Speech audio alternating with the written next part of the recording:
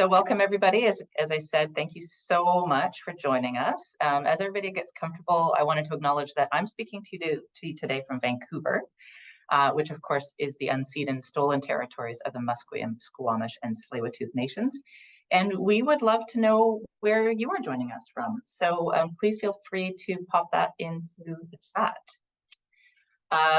We have a really big group joining us. This is the largest webinar we have hosted yet at Hey Neighbour. So we have 270 registrants. Of course, who knows how many people show up, but it's pretty fantastic. You are from all over the place, not just BC, where we are based. And what you told us in the registration was that most of you have come for professional interest. That was the top ranked option. Many of you are here out of both professional and personal, and a number of you are here just out of personal interest. So maybe you live in multi-unit housing and are interested in this topic for that reason. So quickly, I will go over today's agenda. As I said, I'm Michelle Hoare. I'm the project director for Hey Neighbour. I'll be your moderator today. I will talk for a few minutes about what Hey Neighbour is, what we do, and why we exist.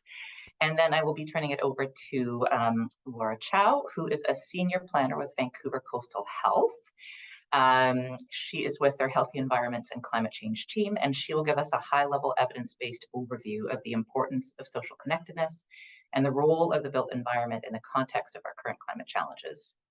Then Laura will turn it over to Madeline, who's a senior housing specialist with Happy Cities, who is our other co-host for today.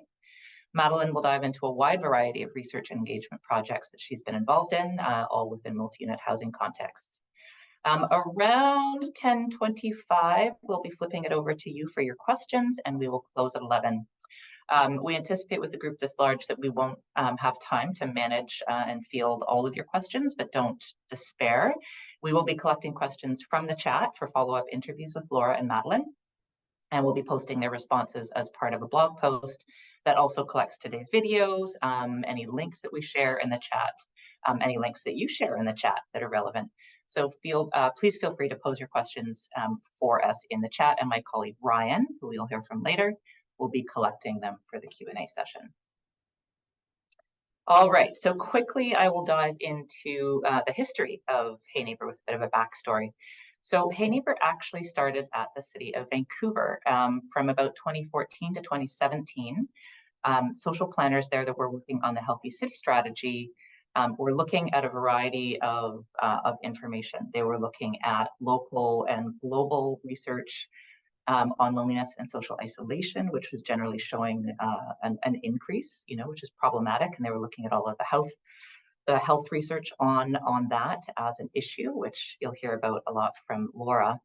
And then they were also looking at, planning for denser and denser communities. And so they were looking at some research to suggest that sometimes, not in all cases, but sometimes residents of higher density buildings were less likely to know neighbors, or less likely to feel a strong sense of belonging in their neighborhood. And they were looking at these trends together and thinking, maybe we need to be thinking a bit about social quality of life in high density housing. So they commissioned a number of different research papers and some interesting engagements. And then in 2018, the planner who had really led the charge on all of this, Kelty Craig, decided to find a little bit of funding and run an experiment. So she found 2 market rental buildings that were willing to run a pilot. And the idea was very simple. She hired a part-time community coordinator, Luna Asian, who had deep community development expertise. And they worked with building managers to find a few residents at each of the buildings who would step forward as resident animators and be coached and supported by the city's coordinator, but also, the building managers to put on events for and with their neighbors and different kinds of initiatives. So they wanted to see if some intentional programming in high density housing would help to bring people together and to get to know each other. And even though it was a short pilot, it was quite promising. And there was quite a large advisory committee for the project that I was on, and a number of other people were on, and we got to know each other really well through that committee.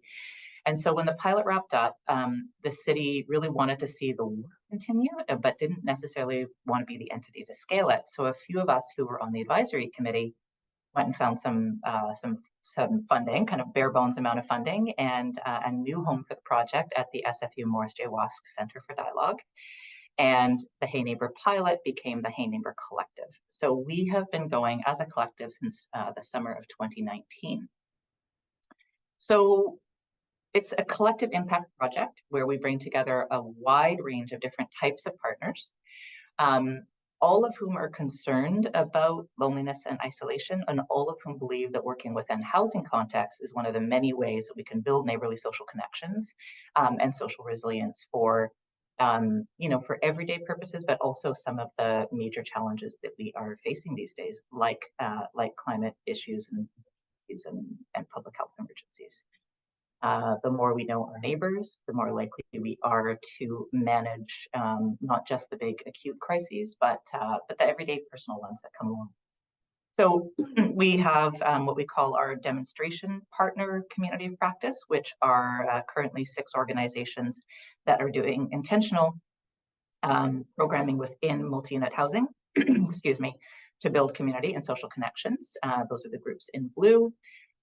Some of them are housing operators, some of them are NGOs working in partnerships with housing operators. And then we have a wide variety of partners, municipalities, of course, City of Vancouver has remained a supportive partner. Simon Fraser University are really key partners. So we have academic partners at Urban Studies, Gerontology, and Health Sciences. Happy Cities is a key partner. You'll hear from them. And Vancouver Coastal Health. So you'll hear from Laura from BCH today. And then also some housing associations like BC Nonprofit Housing and Landlord BC. So altogether, this is quite a broad group. We're guided by a theory of change that I don't have time to go into. But really the long-term vision for our work together is a future where more of Canada's multi-unit housing communities are socially connected, neighbourly, health-promoting, and resilient. And the key things that support that eventual change are engaged, safe, and empowered residents, proactive housing operators, improved housing design, and supportive policy. And today we'll be talking a lot about those things. So in this vein of housing sector and policy engagement, which is a big component of what Hey Neighbour does. In December 2020, we worked on a evidence-informed discussion paper with a number of different academics and students at SFU, and we basically presented it to Metro Vancouver as part of the consultations that they were doing for the next regional growth strategy. And one of the recommendations included in there were 6 major recommendations, but one was that Metro Vancouver and member municipalities could together foster design education and dialogue for social connectedness in multi-unit housing. And then for the next 2 years, we held cross-sectoral dialogues and workshops about this idea, about how we might mainstream socially connected, affordable multi-unit housing across British Columbia. And in February 2023, just earlier this year, Metro 2050, our regional growth strategy, was approved by all the members. And there's a little nugget in the housing goals section that says that member jurisdictions will adopt regional context statements that identify policies and actions that contribute to the following outcomes. There's a number of them, but one of them is to show how they will increase social connectedness in multi-unit housing. So we're very happy to see that. And we are right now embarked on a year-long project to bring together Metro Vancouver jurisdictions to work together to co-create design policy that supports social connectedness in multi-unit housing. So the first phase of that has been working with the City of North Vancouver, doing some building audits. For them, they've had a policy in place since 2015 called the Active Design Guidelines. And we are auditing some of their buildings. Madeline will tell you more about that to see what kind of impact that policy has had. And then the second phase, which we are heading into in just a few weeks, will bring together 6 jurisdictions to co-create this type of design policy together. So that's a project that Hey Neighbour and Happy Cities will be doing in tandem with SFU Gerontology. And then phase 3 coming out of all of that will be a publicly available toolkit any other municipality or jurisdiction could use, really across the country, not just in Metro Vancouver. So we're quite excited about this project. And this webinar is one of 2 that we're doing that are more public-facing components, kind of getting some of these ideas out there. So that is all you'll hear from me today, other than basic moderation. So just a few tips before we get going. If there are any technical questions that you have, Maria, who's part of the SFU comms team, is on deck to help you with that. So direct your question to her in the chat, please. As I said at the beginning, please stay muted, but we'd love to see your face. And please, I'm sure I don't need to tell you this, but be respectful to others in the chat. So in the chat, we would love for you to tell us about the friendliest place you've lived to date. And what do you think made it that way?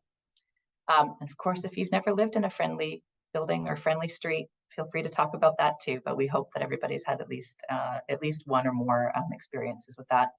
And we would love to hear examples of how relationships with your neighbors in particular have impacted you, because that's really what we're about here is building those neighborly connections that support us. All right, Ryan, I'm going to stop sharing, and could you fire up a poll for us?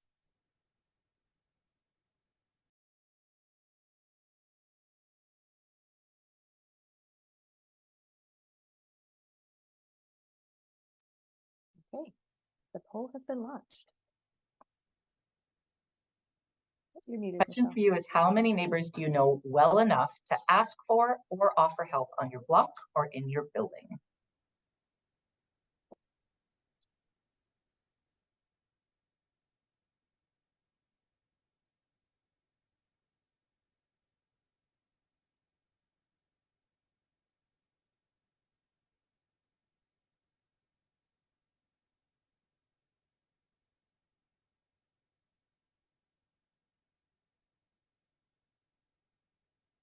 Give it a couple more seconds. Lots of participation. It's really good to see.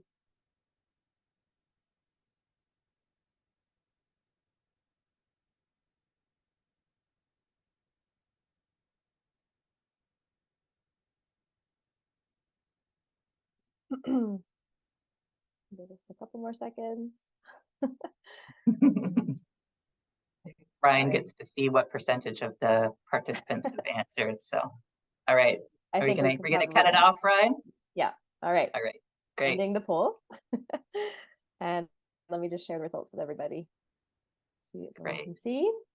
Great. So the biggest portion of you know between 1 and 3 neighbors well enough to ask for help. The next biggest chunk is 4 to 6. Okay, that's good. We're a friendly group. 7 or more is 15%. And there are 12% of us on this call interested in this topic that know nobody well enough in our building or our block to ask for help. So that's really quite something. And I think is, a small little bit of proof that that we might be on the right track to talk about this. All right, so I'm going to turn it over to Laura, who's our next speaker, to share her slides, and I will mute myself.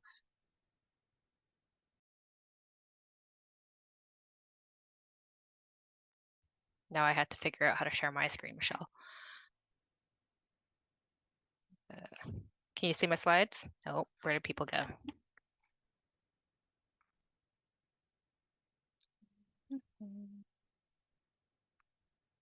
Okay. Can we see my slides? Yes, excellent. Okay, so hi everybody. It's wonderful to see some familiar names and faces. I'm going to be talking to you guys today about the role of social connection to health and well-being and its role in climate change resilience. So I just want to acknowledge the fact that I'm presenting today from the traditional, ancestral, and unceded territories of the Squamish, Musqueam, and Tsleil-Waututh people. And we also just want to acknowledge the fact that VCH operates on the traditional and unceded and occupied territories of 11 other First Nations communities. And I'm so grateful to have the privilege to live, learn, work, and play on their homelands. So as Michelle said, I'm part of the Healthy Environments and Climate Change team here with VCH, and I work on a public health team. So we look at population health issues rather than acute or health service delivery. We're a multidisciplinary team with folks who are trained in climate adaptation, environmental public health, community planning, and engagement and equity. So a lot of the work that we do works off the notion that the physical and social environments that we live in play a significant role on our health and well-being. While genetics and healthcare may predispose us or heal us of ailments, providing different treatments to offset things like cardiovascular disease or respiratory disease impacts, the determinants of health actually play a much larger role in influencing our behaviors and lifestyles that can actually also influence our cardiovascular and respiratory disease impacts or other chronic diseases. The determinants of health include the physical and environmental, social and economic factors that influence the way that we live. A lot of the work that we do categorizes the work into both physical and environmental determinants of health and the social and economic determinants of health. And we recognize that they intersect very importantly. On the physical and environmental determinants of health side, we look at things like environmental exposures, neighborhood design, quality affordable housing, natural environments, which include the impacts of climate change and transportation. But importantly, the social and economic determinants of health can actually dictate the types of the quality of physical and environmental determinants of health that we actually have access to.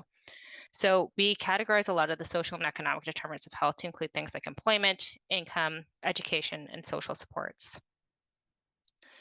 The team that I work on, the HEC team, focuses largely on the physical and environmental determinants of health, but we also consider and apply a socioeconomic lens to our work, because what we try to do in our work is recognize that there are inequities that are built into the communities that we live in today. And in order to try to address those, we need to understand who's impacted and look for opportunities to minimize imbalances. A lot of what we do comes from the understanding that the environments that we live in impact our individual health and agency. The team approaches the work looking at decisions and options that we have, but recognize that a lot of those decisions and options are actually outside of our control. So a lot of these decisions actually come from elected boards or councils that may be disconnected from the broader population. We know that a lot of folks who tend to sit on councils are a little bit disproportionately representative of a certain population. And so they may not always understand how those decisions may impact the population at large. And those decisions are the things that dictate the way our environments are shaped, what we do or don't have access to. So for example, where our schools go, where our transportation networks are, our community centers, grocery stores, parks, or gathering spaces. And where those things are actually impacts our access or freedom of choice and our day-to-day decisions. So for example, if you don't have a school nearby, you're forced to drive to school or work.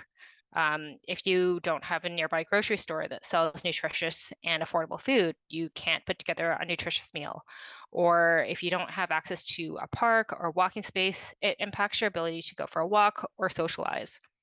And the lack of access to those choices or the ability to have access to those choices can impact our own individual health, and thus the impacts the health of our community.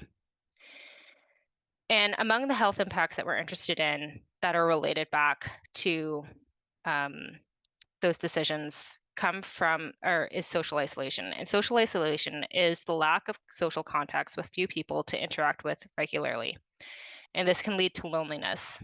Those who are socially isolated are at increased risk of heart disease and stroke, type 2 diabetes, depression and anxiety, addiction, suicidality and self-harm, dementia, and earlier death. However, we also know that developing strong social connections of various strengths can help offset these negative impacts. In 2013, Vancouver Coastal Health and Fraser Health partnered to put together what we now know as the My Health, My Community survey.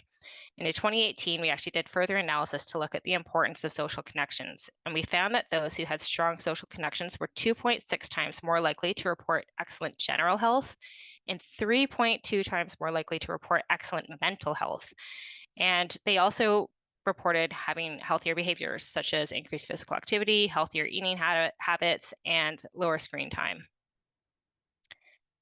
For those that we identify as having higher risk of social isolation, that includes lower income adults, older adults, Indigenous peoples, people with chronic diseases and or disabilities, including mental health conditions, newcomers to Canada, and folks of the LGBTQ2S+ community.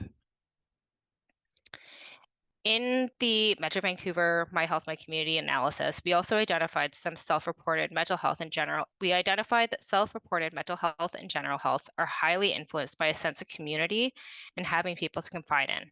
So while having people who have 7 people or more to confide in were 70% more likely to report very good or excellent general health and 3.4 times more likely to report good or excellent mental health, we also see a lot of gaps. So for example, women were not only more likely, 54% more likely to have 4 or more people to confide in than men, but they're also 90% more likely to have a strong sense of community belonging. Lesbian and gay individuals are 41% more likely to have 4 or more people to confide in than heterosexual people. And people who have higher incomes are also more likely to have people to confide in. We also see differences where people who are married or common law or have Aboriginal or South Asian backgrounds have stronger senses of community belonging. While surprisingly, people with university degrees were 22% less likely than those without high school to have a strong sense of community belonging. This seems a little bit counterintuitive, and we don't necessarily have a lot of rationale as to why, but I did a little bit of digging because Michelle asked me about this question earlier. And in a 2012 Lit review from Citizen and Immigration Canada, we found that they found that income and education actually have small net effects, and that the findings are inconsistent. So education actually doesn't yield a consistent result at the Canadian scale. So a lot of the work that I do looks at the built environment and the physical environment. So we know that these observations that we just went over from a social connectedness piece have a correlation to the built environment that we have access to. So while we'll get more into some of the explicit features of neighborhood design that contributes to social interactions, the key is that we have to plan and enable these social interactions within our communities. Our communities are car dominant, and it really forces us to travel outside of our neighborhoods to gain access to amenities and services, and forces us to stay in our cars, which really minimizes the opportunity to interact with one another. Being intentional about providing spaces for individuals to congregate, run into each other on the street, and connect really plays an important role in cultivating community that thrives with social connections. Our car dominant built society really forces people to keep to themselves. So like when you're driving in a car, you're driving alone and you're in a steel cage, and it really doesn't provide you with the opportunity to run into each other. A lot of the time, your interactions from car to car are probably quite negative. Probably don't need to give you too many illustrations of what road rage looks like. But what we have found is that people who walk and cycle actually have more opportunity to talk and engage with others. And people who walk or cycle are 18% more likely to have a stronger sense of community belonging than drivers. Comparatively, people who have really long commutes, longer than 30 minutes, are 20% less likely to report a strong sense of community belonging. And if the COVID-19 pandemic taught us anything, it's the value of parks. They provided us with space to socialize with our friends and families, identified the demand for high quality outdoor spaces. And while having access to parks was not only affiliated with a stronger sense of community belonging and more people to confide in, natural spaces have been shown to increase social interactions and cohesion. Think about taking a dog or a child to the park. You're almost guaranteed to have somebody come and connect with you, just have a casual conversation, and it's somebody who has something in common with you. You're both at the park and you both either have a dog or a child, or one or the other. The BC government has also identified different ways to stay socially connected and strengthen sense of community belonging. And this includes accessing community organizations within a neighborhood. And they list libraries, culture centers, classes. And these are great, but these features have to be planned and incorporated into the community. In 2019, the Survey Center for American Life noted that regardless of the size of city or town, Americans who lived in closer proximity to parks, libraries, restaurants, and theaters were more content with their neighborhood, more trusting of others, and less lonely. They also found that amenity-packed neighborhoods identified their neighborhoods as safe and felt safe to walk around in the evening. And this actually coincides with the My Health, My Community findings that showed that having amenities within walking distance, feeling safe walking after dark, and having a large selection of fruits and vegetables can increase our sense of community belonging and was associated with more people to confide in. Finally, as we see increased competition for space, we know that we can design the interior and exterior of our buildings to support increased social connections. For one, all of the services and amenities noted above can be incorporated to facilitate neighbors knowing neighbors. But we can also design our buildings to help build upon the same idea that we see in parks, where folks actually living in the same building have something in common. They just need to run into each other more frequently. Building on this, we can look at the 2021 BC heat dome. 56% of the decedents lived alone. 67% of them were elderly. 60% of them had seen a medical professional within 1 month prior to their death, and a higher number of deaths were associated with folks who had a specific chronic disease registry, and most lived in socially or material deprived neighborhoods. I think there's a trend with those that we identified earlier who are at higher risk of social isolation. One of the takeaways that our team's taken as a result is that having social connections and checking on one another can literally save lives. It's important to remember that 2021 saw the exacerbation of isolation for everyone, but especially for older people due to COVID-19. The BC Coroner Service investigative findings showed that elderly and socially isolated people were at higher risk of heat-related mortality. And the report notes that many of the deceased lived in single-family detached dwellings, and that building practices such as adding suites to homes could potentially reduce social isolation. Sticking with the themes identified earlier, the report also noted that a number of deaths occurred in neighborhoods with large roads, large buildings, high density, and low green spaces, and notes that increasing green space and shading, especially in neighborhoods with high material deprivation, could potentially make a big difference for future events. Another great example coming together is the Duwamish River Community Coalition, which is a community organization in Seattle.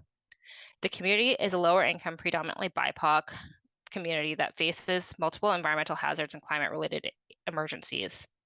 The heart of this organization is social connection, and as people know other neighbors, they have each other look out for one another, and they try to come together and find community-led, place-based solutions. They not only identified the need within their community and aim to fill it, such as providing translated materials and engaging with community members, but they have a really amazing specific example where their social connections actually increase the community's resiliency to climate change and other emergencies. In December 2022, they experienced a flood that forced 30 families from their homes. The floods occurred over the holidays, and it took 5 days before city or other organizations came in to provide supports. Rather than relying on the city, the neighbors rallied together to put up sandbags, check on those affected, help salvage each other's possessions, navigate services, et cetera, et cetera. As we fight to reduce the impacts of climate change and adapt to what will come, because we know that impacts of climate change are happening, whether we like it or not, we need to work together. And it's important for us to remember that it's not what is in your emergency kit, but it's who is in your emergency kit. And though the evidence illustrates that loneliness in our detached society is constantly reducing its connections, there's some good news in that it's being recognized as a problem. So it means that people are trying to do something about it. Around the world, we have seen that a lot of the evidence that we found from My Health, My Community is supported by whatever is happening elsewhere. In the UK, they appointed a Minister of Loneliness. It's a noted problem in Australia. And the US Surgeon General declared an epidemic of loneliness and isolation earlier this year. And we're constantly seeing day-to-day evidence of community coming together to respond to emergencies, such as the heat response in the downtown east side earlier this year, and providing folks with opportunities to get out and enjoy their community, such as the West Richmond Pride Dance Fitness Class, 2019, the Pal River Blackberry Festival, and Lynn Valley Community Garden. So I will leave it to Madeline to talk more specifically about housing. Thank you very much, Laura. That's fantastic. And keep your questions coming for Laura, and we'll hear from Madeline, and then open up questions from everybody. So Madeline, over to you. Thank you, Michelle. Thank you, Laura. Hopefully I can share my screen. See if I can get this right. Third time's the charm, right? All right. That look good?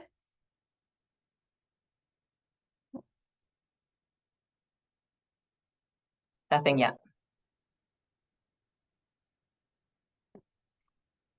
This went so smoothly in our I know. chat this morning. How All about right, that? there we go. That looks good, Madeline. Awesome. Thank you. So as Michelle introduced me, I'm Madeline Hebert. I work with a company called Happy Cities. We're based in Vancouver. And my role at Happy Cities is primarily to work around housing. So I'll tell you a little bit more about that.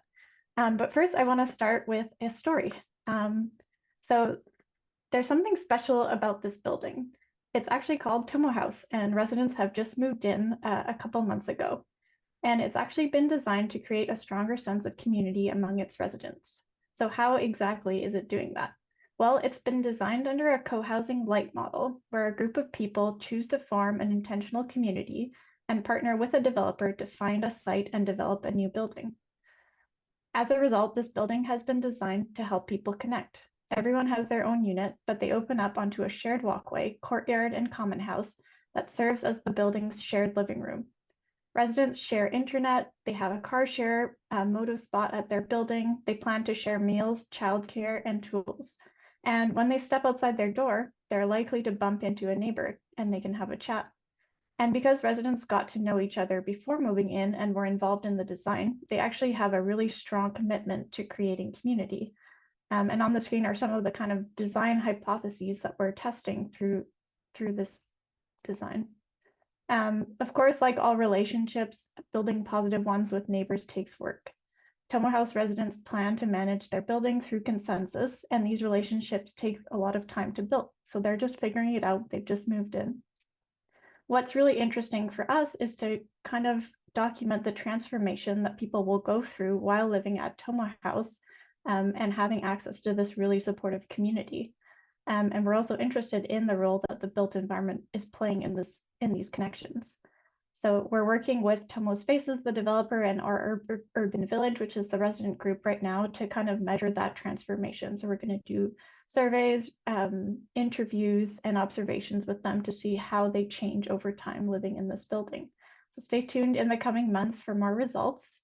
I want to share a little anecdote from another co-housing building where I talked to a long-time resident, and she let us in on a little secret. When they first started living in co-housing, they didn't realize how much the support from their neighbors can actually transform your life.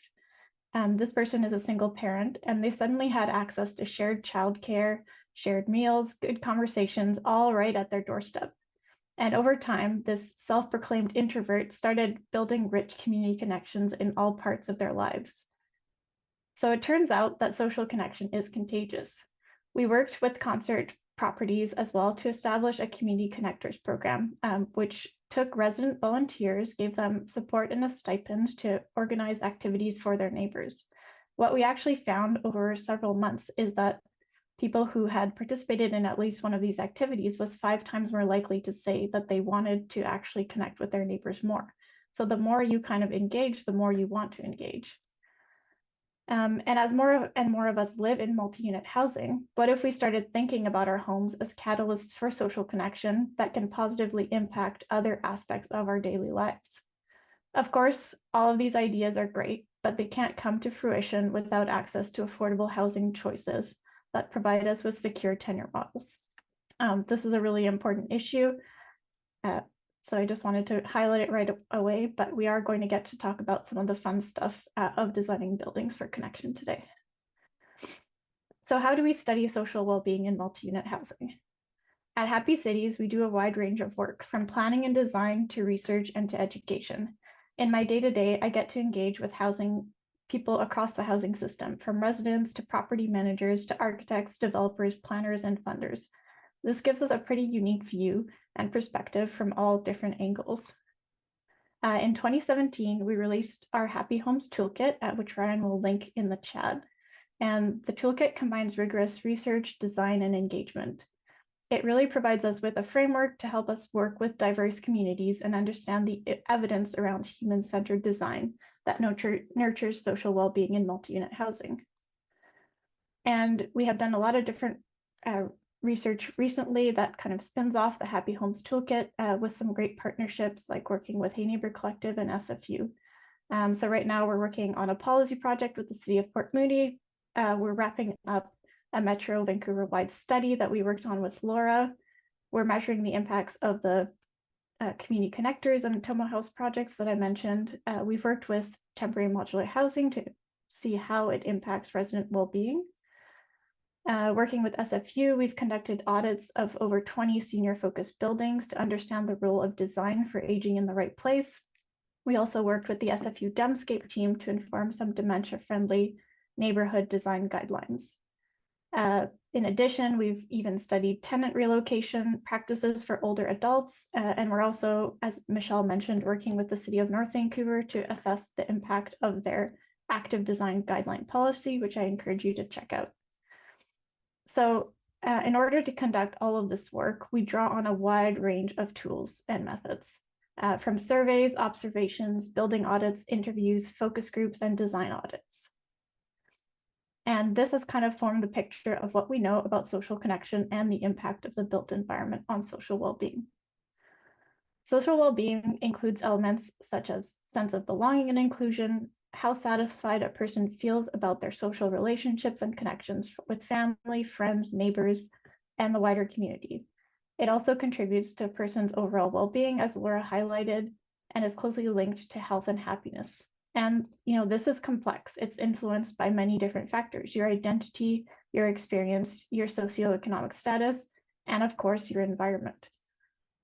In recent surveys, we found that 17 to 25% of people report feeling often or always lonely. This is not an insignificant number, and it might resonate with some of you as well. Similarly, and I think this kind of aligns with the poll results we saw at the beginning, 12 to 19%, depending on the city we're working in, report not knowing any of their neighbors. So this is, they don't even know their names, they never talk to them. So what role can the built environment play on supporting our social well-being? Well, when it comes to multi-unit housing, design is just one piece of the puzzle. The Happy Homes Toolkit and our subsequent work has looked at design, programming, and policy, and how they intersect to create multi-unit housing that supports social connectedness and well-being. So all of these pieces really need to line up in order for us to create a socially supportive community. Let me explain a little bit more. So building design can help us connect with neighbors by enabling casual encounters. For example, you might bump into a neighbor and say hello, or wave from a distance. By placing design elements strategically through the building, we can ensure that these casual encounters can repeat day by day. So maybe you bump into the same neighbor in the lobby on your way home from work every day. It's also important to provide options to retreat. So we need our privacy. We also need options to when we want to connect and when we want to be alone. Building design can only take us so far. We can accelerate the forming of relationships through programming. So this might include, playing volleyball together, playing ping pong together, having a Halloween party. Over time, by doing things together, we can form friendships in our buildings. And as friendships grow over the years, we see mutual support happening. Mutual support, like the story of our co-housing friends earlier, is really not easy to build, but it can help people age in place longer. It can save lives during a heat dome. And it provides social support networks right at our doorsteps. So in our recent work with North Vancouver, we kind of asked people what kind of activities they participate in with neighbors. So the good news is on the far left of our neighborly spectrum, 75% of people are reporting having conversations. So this is our step one, they're having casual social encounters in their building. In the middle, you see the percentages decreasing. So still, some people reporting doing activities together, helping each other out in small ways. And on the far right, we have kind of activities that we think of as part of mutual support. So the numbers decrease even more on the right side of the spectrum. And when we study apartment buildings, we know that residents who have access to more building amenities report a higher likeliness of knowing neighbors, have better overall social connections, are more willing to ask neighbors for help, and also report feeling less lonely. And beyond the number of spaces we have access to, the quality and design details really matter. When we talk about residents about their decision to use spaces, some small things come into play, but also some big factors, like what does the space look like and feel like? What are the access hours? Can the person drop into the space? Where are the spaces located within the building? What kinds of spaces are provided and what activities can you actually do there? Does the space feel safe for that person? And does it provide the accessibility features that they need? So what exactly do great buildings that foster social connection have in common with each other? Well, in our recent survey, we identified 3 top areas where people connect on a daily basis with their neighbors. So 23% of people reported connecting with neighbors in lobbies, corridors, or near elevators. 18% reported connecting outside the building, and 10% reported connecting in outdoor common spaces. So these are 3 areas of the built environment that we know are really important to focus on. In our work, beyond programming and policy, we look at the design of features such as neighborhood design, which I won't go too much into detail, but also building design. So how is the site laid out? How are the entrances accessed? How does the building interact with the public realm? How does the building's circulation work? Where are the common spaces? Are there common spaces? How are units laid out? So all of these things interplay into kind of a complex web of creating, a built environment that feels safe, allows you to connect, or doesn't. So I want to give you a few examples. So first, in terms of site layout and use, the site layout and use really create the framework for social well-being in multi-unit housing. So both directly influence, the functionality, aesthetics, and social dynamics of the community. The scale of the building, including the number of stories and units, influences how people feel and interact at the site. Thoughtful building form considerations can provide communal spaces for people to interact, like shared courtyards, for example. Additionally, the strategic placement of family-friendly units near common amenities or exterior entrances can create convenient and lively multi-unit housing communities.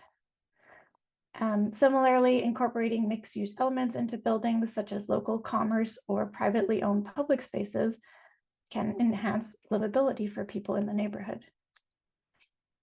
The building's facades and entrances also provide an important interface between the private and public realms. The design of this transition space should enable residents of all ages, abilities, backgrounds, and preference to control their exposure to the public realm while allowing eyes on the street to create a sense of safety across the site.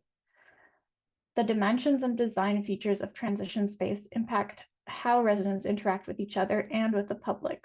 Building edges that include activity nodes offer multiple functions, help generate vibrancy and opportunities for community building. So here in this building, we have lighting and placemaking features, a distinctive covered, accessible, and highly visible entry point, places to pause and interact that are created through the co-location of amenity spaces with the lobby and at the building's facade. And, this kind of vibrant street frontage on the building. Active edges, which are adjacent to activity nodes, also help attract more foot traffic and create an environment conducive to social interactions. And our research has found that people are more likely to trust someone and ask for help along an active edge rather than a blank one. This design approach facilitates connections between the building's interior and the public realm, creating a seamless integration while allowing for privacy and control of exposure. At the seniors apartment, designers have carefully considered edges by creating stoops, using landscaping and architectural features to create privacy, and creating an area to pause and observe before leaving your home. The building's circulation system is actually one of the most crucial things we need to think about when we're talking about social connection in multi-unit housing. So this includes the design of corridors, whether we have social clusters, such as small semi-enclosed areas where people can gather, lobbies, and informal opportunities all of these can create informal opportunities to spark a rich community life. Housing that creates opportunities for close contact with smaller numbers of neighbors also helps us develop trusting relationships over time and can reduce feelings of overcrowding. Research shows that when people feel overcrowded in multi-unit housing, it can reduce the depth and frequency of their interactions and their desire to have positive interactions with neighbors.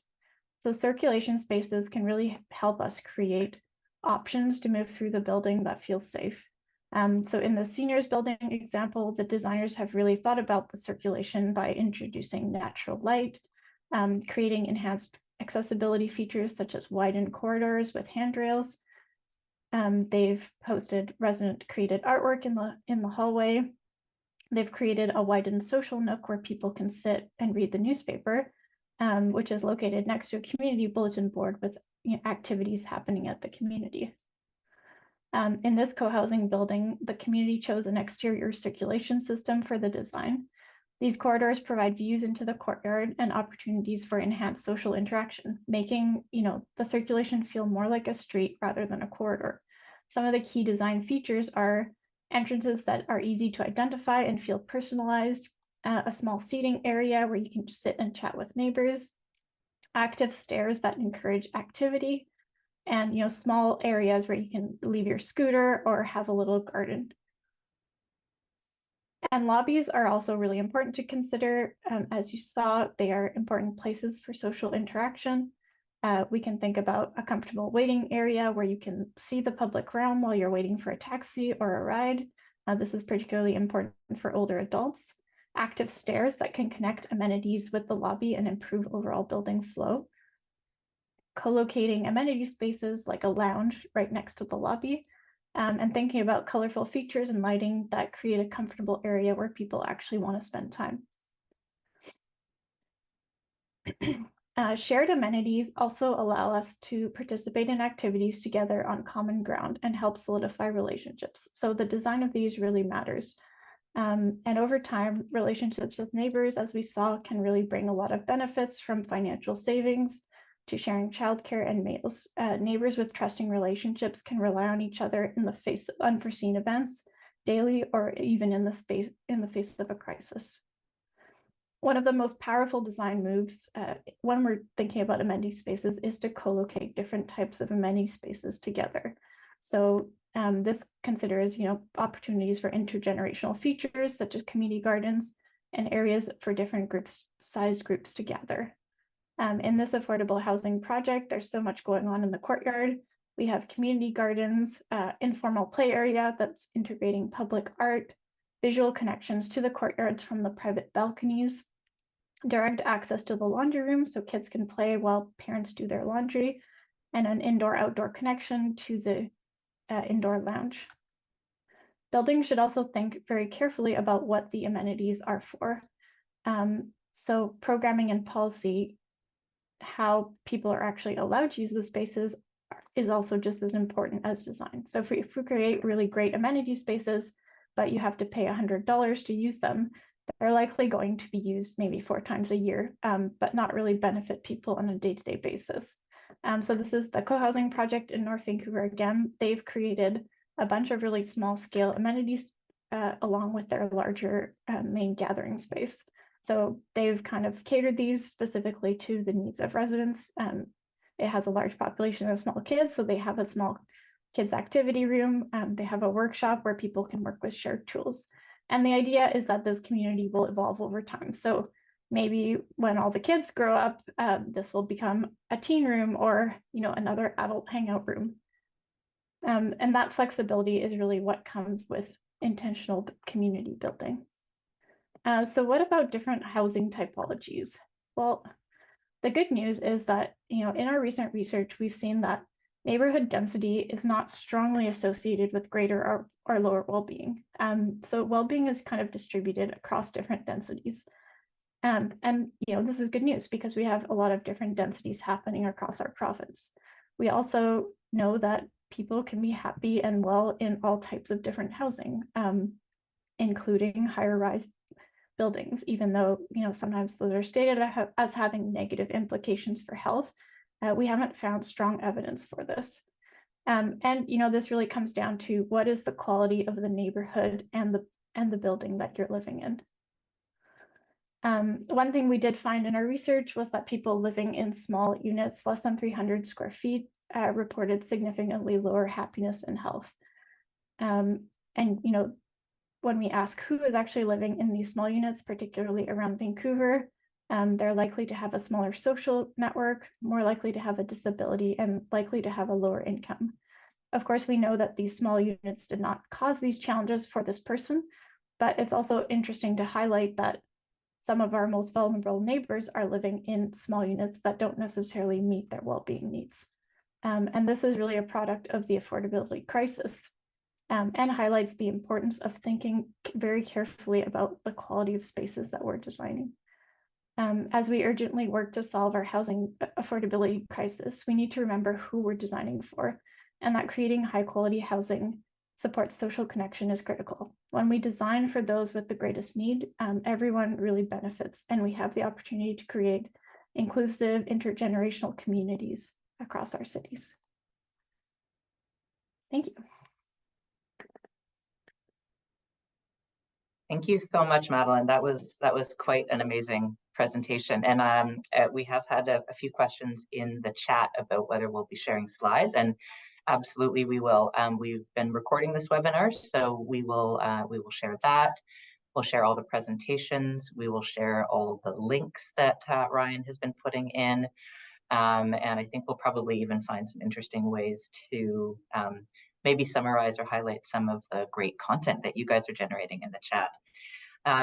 So I hear from Ryan that there are already lots of good questions, so I don't think I need to do the whole moderator thing of asking a first one while we wait for other questions to come. So Ryan, what is the first question that you have grabbed for us? Oh, there's so many good ones. Thank you everyone for participating in the chat. Also, there's lots of good comments too. Just also some quick comments about building design. People have shared that when they are in buildings that have large lobbies with seating, they knew and spoke with way more of their neighbors. Also, coffee machines in lobbies are great connectors, and so is art. So that's really neat. So maybe some questions, since it's fresh for Madeline, because you just ended. There were some specific questions around the Tomo house being, is it a mixed income by design house project, and is it similar to co-op housing models, or do like residents pay monthly housing charges? So those questions came up a bunch and generated some good discussion about co-op housing. So perhaps you can address that, Madeline. Yeah, absolutely. I will definitely start by saying that historically, co-housing has been quite an unaffordable model in Canada, and that is because it is kind of these one-off buildings right now. So there's very few co-housing communities actually in Canada, particularly in urban context. So in Vancouver, we now have two, Little Mountain co-housing, Driftwood in North Vancouver, and then you know, some of the other ones are located in more suburban contexts. Tomo House went through many delays in the project process. So residents had to wait a long time to actually move in. And, you know, it is a model right now that is an ownership model. So really legally, co-housing is not really different from owning a building in a strata building. So right now, I would say it's not super inclusive in terms of different income levels. What we're really trying to do is learn from these projects that have been created to see, you know, what can we learn from this community building and apply it to other models of housing, particularly affordable housing, supportive housing. So our research has kind of gotten to look at a wide range of different communities. We finished a study a couple of years ago with temporary modular housing, which is at the other end of the spectrum, with residents transitioning out of homelessness and living in supportive housing. And we kind of also learned a lot from that experience in community building at that building. But I think the takeaway is that, you know, the design doesn't have to be fancy to be successful at building community. So in the case of the temporary modular housing, we created a community garden. The residents erected a teepee to serve as a community gathering space. So all of this was, you know, kind of temporary on the site, but made a huge difference in creating community. So yeah, there's a lot of different ranges. One building to look at that's really interesting is Cohere. And I think I saw someone from Salisbury online. So yeah, please reach out to them about the building. It's a wonderful model that kind of draws from co-housing, but includes a wide range of income levels. Awesome. Thanks, Madeline. Great. I think there's been a few questions. I think I can try to combine them into one, probably for, this is maybe Laura or Madeline or Michelle also. Several folks have asked about how this work that you're all doing influences the planning of buildings in Vancouver, and how do we ensure that spaces for social mixing are a requirement for new builds and not just bonuses, and how this has changed policies and practices within the participating groups that you're working with. So there may be two questions. How is this work influencing the planning of new builds? And then also, how has it changed policies and practicing within your participating partner organizations? Well, Madeline, yeah, I'll speak to kind of where we're at in our work with these 6 metro jurisdictions. And then maybe Madeline, do you want to talk a little bit about North Vancouver's active design guidelines and maybe Port Moody? So the project that Hey Neighbour and Happy Cities are doing right now is just at its beginning. So we're literally having our first workshop with these 6 jurisdictions in a few weeks. And so what we're doing is creating a space for them over about a 5-month period to meet in full day workshops, to learn what we're learning here, to look at all their existing policies and procedures, and then to support them to develop some policies, guidelines, incentives. It might be a little bit different for each jurisdiction, to positively influence the design of multi-unit housing in the kinds of ways we're talking about. So this work is really just beginning, and part of why we wanted to do this public piece, before we even launch into these workshops, is to get these ideas kind of out there in the water and out into the discussion. So if you are active, if you live in one of the jurisdictions, maybe keep an eye on what we are sharing publicly as we go. And, when it comes back around to, new policies being suggested by staff or going to council, be ready to support them if they come around. And be ready to share your experiences, in connected and maybe less connected housing, because I think the stories are really powerful. Madeline, why don't you just speak a little bit about where North Vancouver is at and maybe what you're doing with Port Moody? Yeah, so the City of North Vancouver has a small policy called the Active Design Guidelines, and it's an incentive-based guideline. So it provides FSR, so floor space ratio exemptions for developers, which basically means that, for example, if they are integrating a social stair that's connecting, the lobby, like I showed earlier in my slides, they'll get an FSR exemption for that stair. So it's kind of trying to incentivize design features that we think are good for well-being. And that policy has been active for about 8 years now. So what we've been doing with the City of North Vancouver over the last several months is going back and actually visiting some of these buildings that have, created an active stair, for example, or have, met all the guidelines for the community garden recommendations and the active design guidelines. And we're trying to see how people are actually using the spaces.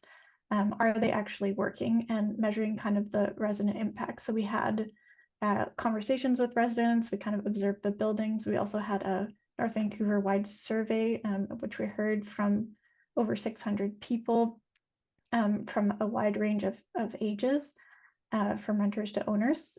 So we're kind of analyzing that data now. The other piece is we had conversations with architects and developers who specifically worked with the guidelines to see, how it influenced the design process, to kind of measure how these incentive-based guidelines actually function within our systems. And we know there are a lot of challenges across municipalities in terms of permitting timelines, and yeah, a lot of challenges that are happening at the municipal level. but I think it's also a really great opportunity to actually start working together and sharing results and going back and actually measuring, what is the impact of this policy? What is the impact of this building? Architects and developers don't often get to go back and visit their building and see how people are actually using the spaces. So we're trying to bring that to light with our work. We're also at the same time working with Port Moody. So they also wanted to create a similar incentive-based guideline for social well-being in multi-unit housing. For some of you, if you don't know, Port Moody is a really rapidly growing community, and they have some really high density, high-rise developments proposed, like the Coronation Park, which I know went for its rezoning public hearing yesterday. So we know that, these buildings, which some of them are, 30 over 20 stories tall, are going to be built, regardless of what we say about well-being and high density living.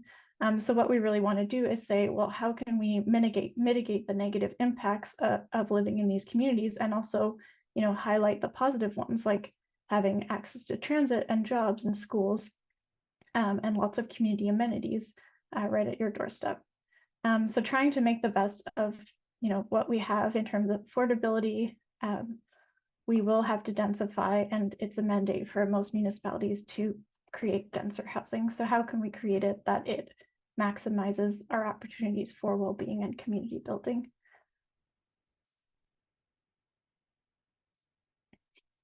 Right, Ryan, sounds like we're ready for our next question. And just a reminder too, for anybody who joined late, there's no way we'll get to everybody's questions, but we will be collecting them. And my colleague, Kit, will be doing some interviews with all the speakers, and we'll produce a blog post after that. So you can kind of look back, and you might find your questions get answered in a narrative form later. So thanks so much, Madeline, for that great response. We did have a question that came up during, I think it was during Laura's talk, so maybe I'll throw this at you, Laura.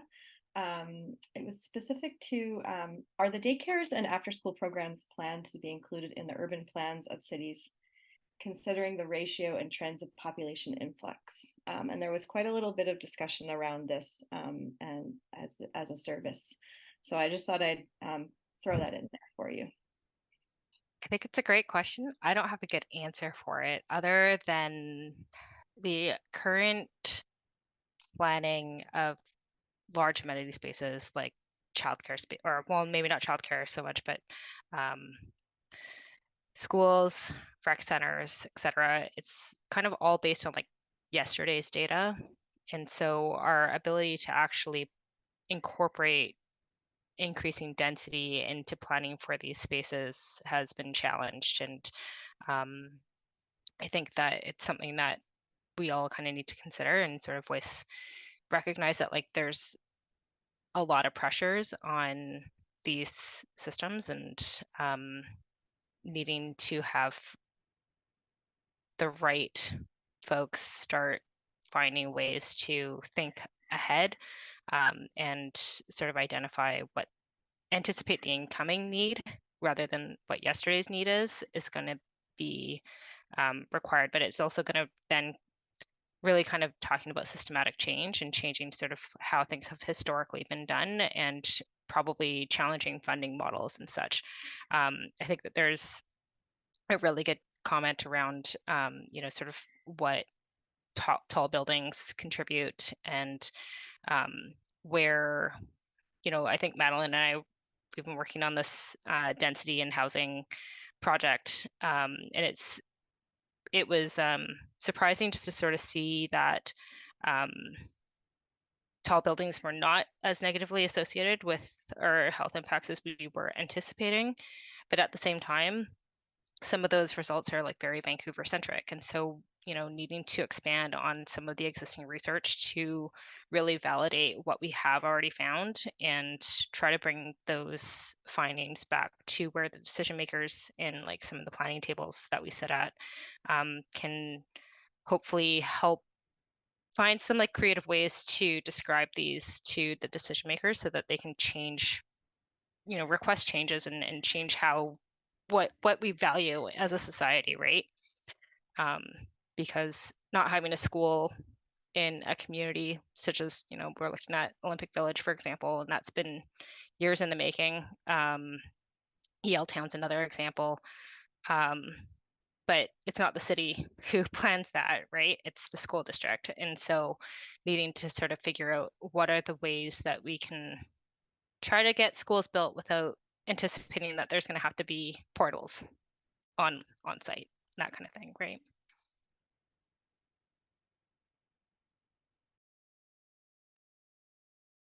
Thanks so much, Laura. Yeah, I think, and to jump off of that, actually, it's because you were talking about system change a little bit, and that's a lot of what this work is trying to do. There was one question from a participant about, and this is probably for all of you, do you see an opportunity to thoughtfully engage with other worldviews, e.g. Indigenous, etc., that might offer important lessons to combat the values of Western individualism that encourage us to go it alone, which can create a constant tension with the desire for community that many people want and need? So incorporating other perspectives outside of our Western worldview. Oh, I love this. I love this question. This is such a good question. Yes, yes, and yes. I think, we're talking here about housing design and housing policy and the kinds of programming you can do in housing.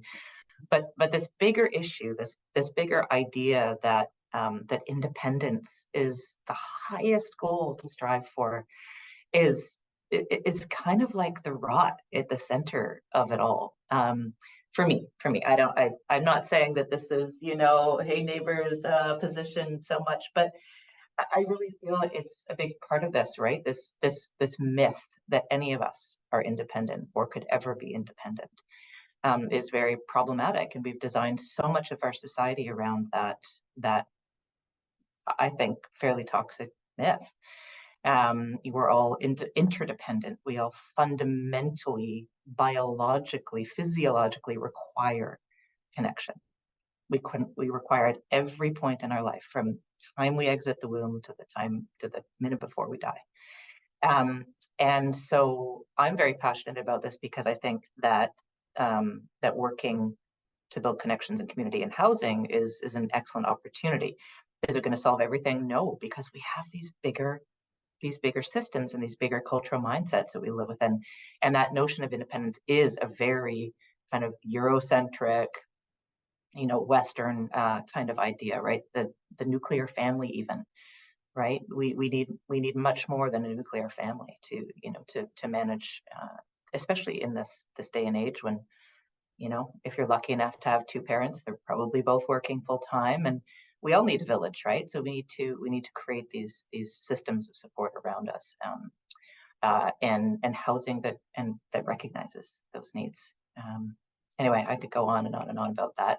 But yes, we need all sorts of other, kind of cultural concepts around belonging and connection. Other, we need to be borrowing from other cultural kind of design practices. I wasn't able to keep an eye on the chat, but I saw lots of stuff popping up about, really common housing design in other countries and other cultures. And so I'm excited to be kind of pulling more of those learnings into what we do over time. So I'll stop talking now, and Laura and Madeline, jump in. I think you said it really well, Michelle. And I think it's also, something that is across the housing system. So, if you talk to property managers or developers, their social connection and, connecting with neighbors is not well understood. And so I think, the benefit of actually talking about this is that in and itself, it is a socially connective activity. Talking about getting together and talking about social connection actually connects us, but also that, slowly as people are socialized to these ideas and they become more mainstream, more people are living in Tomo houses or co-op housing. More people are helping out their neighbors during extreme weather events. These system change things take a long time to happen, but these ideas are now being socialized and they're being put at the forefront of some conversations, as Laura highlighted in her presentation, with the UK example, the Minister for Loneliness. So these things are slowly happening and changing. Madeline and Michelle got to hear my rant about this last week, and just like how we need to change our social perception of what is and isn't appropriate for people who are Gen Zs and millennials. And that was targeted towards a very specific person with regards to our housing crisis. And, just the concept of multi-generational housing and what does that look like? And there is no one right way to live. And I look at my own experiences through the pandemic, and I still live at home with my folks, and I am probably much better off having been with them over the last 3 years than I would have been in a bachelor suite or in a basement suite by myself. And vice versa for them as well, and I think as we see our populations, we know that we're anticipating a very large portion of the population aging and requiring more assistance. Maybe it's also another way that we can try to ease the burden on families, and by living closer together, right? Oh, look, I don't have to drive half an hour to get to grandma or grandpa's to try to help them with groceries. I'm living with them. I can take care of them just by being at home. Yeah, and I think I saw a comment about someone said something about, independence versus autonomy and choice. One of the things that has happened with our housing system, with the affordability crisis, is that people are kind of losing that autonomy and choice. They don't have an option of like, where do I want to live? What kind of community is going to support me? We see this particularly when we talk to older renters living in Vancouver. Often, their housing choices are taken from them. And that's separate from independence. We do need each other, but we also need that kind of autonomy and choice within the system.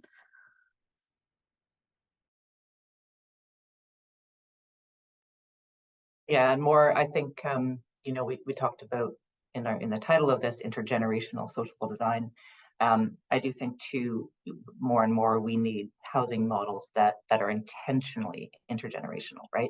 The term aging in place is used more and more, and that, tends to mean, how do we support people when they are older, to age well, in their homes, or find the right home to age in. For me, we're all aging all the time, right? I mean, from the minute we're born, we're getting older.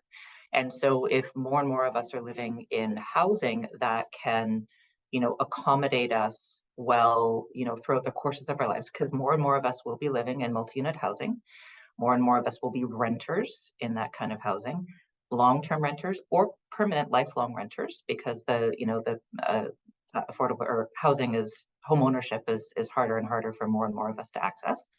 And so we need to be developing housing that is actually thinking about the full life course and thinking about how our households change and evolve over time, and all of the wonderful things that can come with that too, right? So if we are in a building with active stairwells when we're, 12, 14, 40, we're going to be a different 60, 70, 80-year-old than we would have been in a different kind of building. All right, Ryan, I think we might be ready for a next question. Let's go. Good. Such good conversation. We had a few, this might be related, I think, a few questions sort of similar around empowering others, like residents who are not familiar with their neighbors, who have had negative experiences, to better support their culture of community, and like alongside that, residents who maybe don't have relationships in a building before they move in. So what are some strategies for people to build stronger bonds when they don't know each other from the outset, and how would approaches maybe differ depending on those different needs? Okay, so now we're diving into the other whole piece of the Hey Neighbour collective project, which is talking about how we kind of intentionally build community in multi-unit housing. So in all types and tenures of existing multi-unit housing, how do you do this? And I guess the short answer is there are so many ways to do this, and it really depends on what kind of building you're working and living in. Who lives there, what is, the capacity, you know, what's the starting point? You know, you might take a very different approach in a co-op building, you know, or co-housing that already have, you know, some intentionality around community than you would in a strata condominium or a rental building. But, you know, I think, God, I mean, this could be a whole other 90-minute webinar on its own. And in fact, we have other 90-minute webinars on this topic that we'll share afterwards, because some of our partners are doing really interesting work.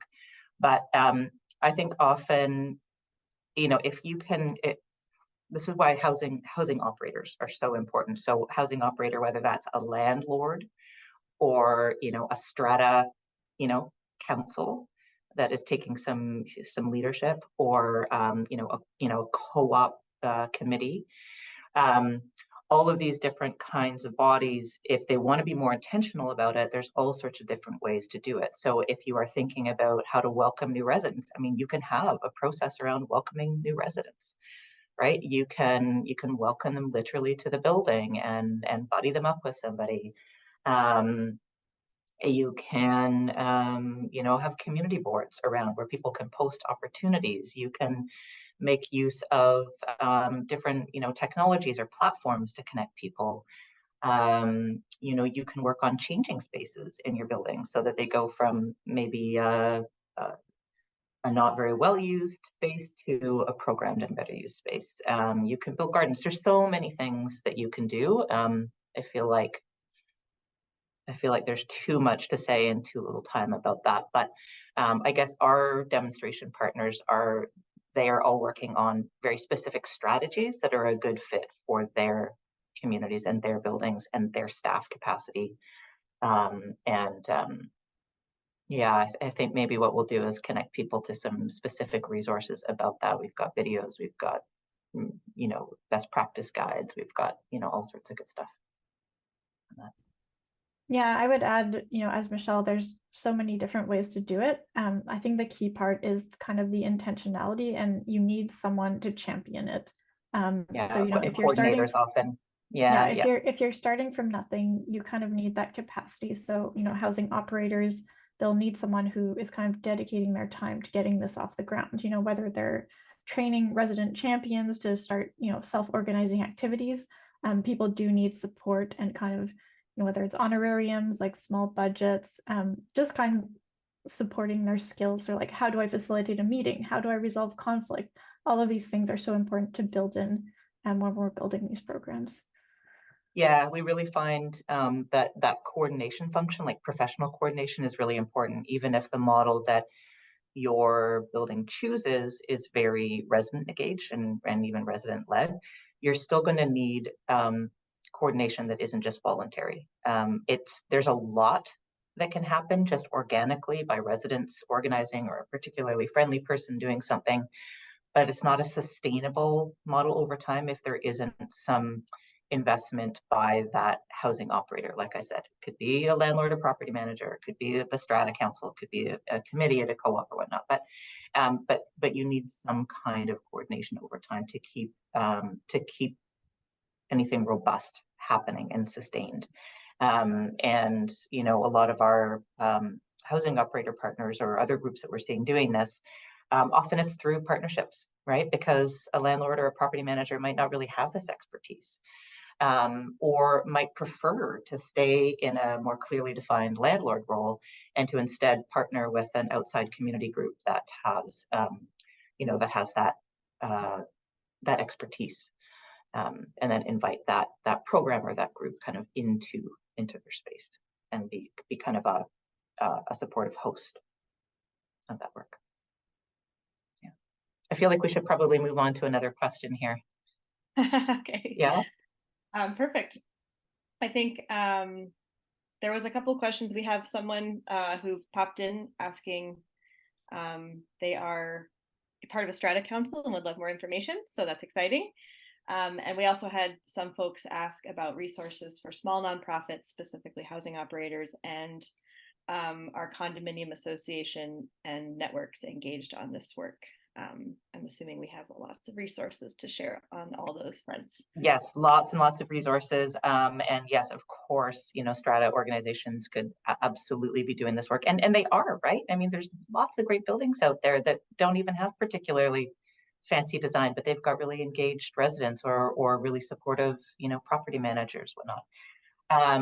Yes, so we can, as we wrap all of this stuff up, and we'll send an email out to everybody that's registered with all these resources and some additional ones that we're talking about now.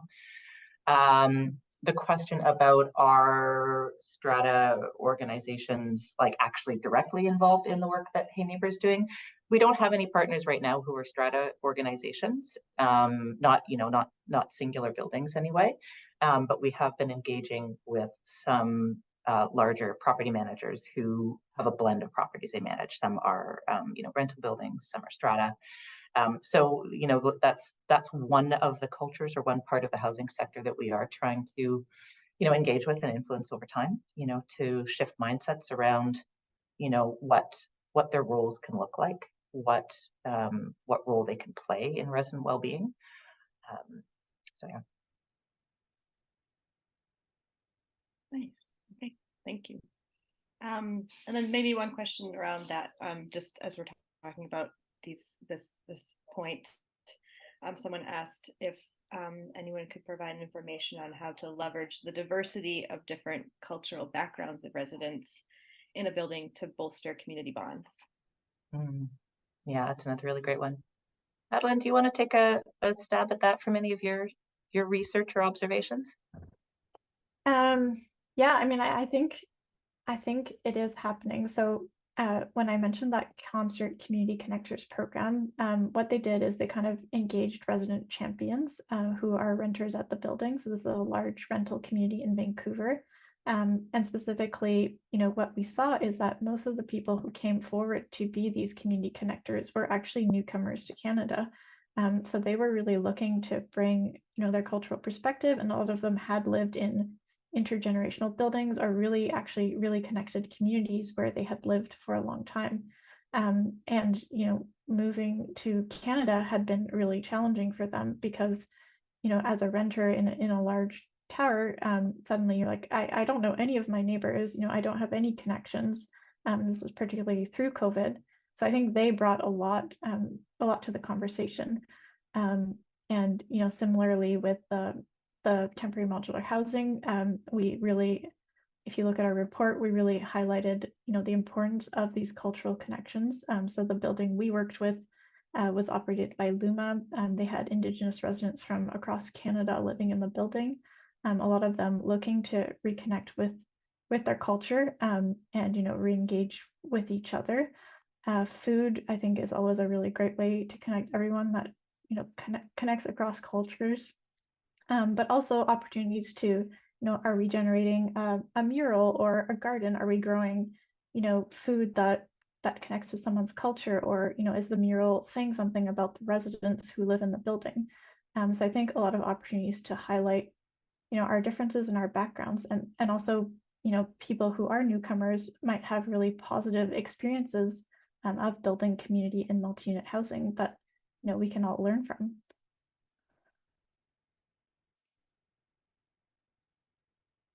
I think, Madeline, too, in your research, but also in other bodies of research, it's pretty clear that when people first arrive to a community, whether they've moved from Vancouver or to Vancouver from Calgary or to Vancouver from Mumbai, it's the time when they're most interested in meeting their neighbors and making new friends, which makes sense, right? You don't know anybody yet. But it's also the time when people are most interested in actually being the one to initiate something, right? Because there's such a deep, like I said before, physiological need for us to be connected. It's fundamental to our sense of safety and our sense of health. So, it's a really, really great time to activate people. So, if you are a housing operator or a nonprofit that's able to work in a building, having a really clear system for that welcome and for engaging with people when they are really fresh in the community and willing to step forward is a really, really good plan. Yeah.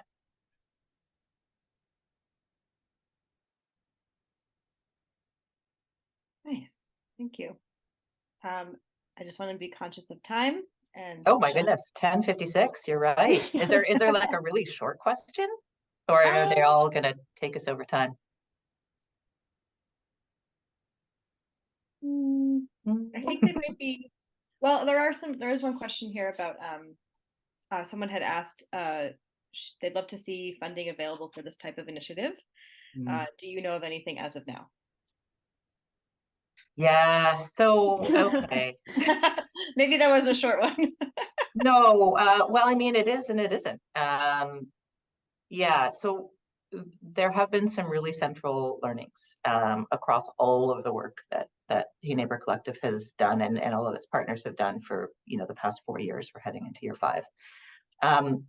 One of the most important learnings is that these coordination roles, these expert programs, these partnerships, they all really, really suffer from insufficient episodic funding, right? Large funders, whether they're governments or philanthropic, they love a brand new pilot project, but they don't love to sustain promising practices. So that's a really big problem. And the more we talk with other initiatives like ours, the more we talk with people who are trying to tackle loneliness and isolation in various different ways, various types of interventions, the more that becomes really, really clear. And it's connected to how terribly we treat and compensate care work and care workers generally, right? So it's kind of part of this. So I would love to say that there are all sorts of great funding sources for this. That is not the truth. It's something that we need to work on together across the country and talk to our politicians about, because there are so many impacts, right? If we were all living in socially connected, affordable, intergenerational, climate-ready buildings, what would the downstream positive health impacts of that be? If we had programs in the buildings we lived in that connected us to the supports and services that exist, even maybe not to the degree they need to, but that do exist, how much better would our health be? So that's a thing that we need to all work on together. We tend to piece things together pretty piecemeal. There are lots of funders that have been, amazing, but demands on their limited funding sources are enormous and getting bigger every day. Yeah, but I guess the upshot of this is that not all of this work has to be terribly expensive, right? I mean, you can do a lot with a full-time coordinator who's managing a strategy for 20 buildings. And that person can then connect with community groups who could do a lot with $50,000 a year to have an expert programmer coming in. So so the work is not wildly expensive, but it is that funding is rarely multi-year. It's often for new pilot things, hard to find money to kind of keep good things going. And so that's the systems change we need to be working on together. And with that said, I am going to wrap this up because it's 11, so I'll be very quick. Just wanted to thank our amazing speakers, Madeline and Laura, for all the preparation you did to put together incredible presentations. To Ryan for moderating the Q&A, to Maria for being behind the scenes, doing the tech facilitation, and to all of our sponsors and funders of this broader project. So Canada Mortgage and Housing Corporation, Van City Community Foundation, Metro Vancouver, BC Nonprofit Housing Association, those are all our sponsors for today's webinar. But this design project with 6 jurisdictions has, even more funding, including the 6 jurisdictions themselves. So keep an eye on this project. Madeline is working on case studies for the jurisdictions, and we're also going to be sharing those publicly. So we'll be sending you a whole bunch of stuff by email very soon. and there will be more and more available over the coming months. So thank you very much, everybody, for joining us. And yeah, Ryan will be putting an evaluation, link to an evaluation survey for this webinar into the chat. We would love, love, love, love it if you would just quickly take a moment. It shouldn't take more than 2 minutes to fill that out, and that will help us make the next webinar even better. If you enjoyed this and want to know about our next events or new resources that come out, the best way to keep in touch is our e-newsletter. So we will also send a link to that. Ryan, could you quickly find the link to the e-newsletter subscription? Or follow us on Twitter and LinkedIn. Those are also 2 good ways to find us. So thank you very much, everybody. We'll let you go on with your days, and yeah, hope you have a wonderful day. Bye-bye. Thanks for listening, everyone.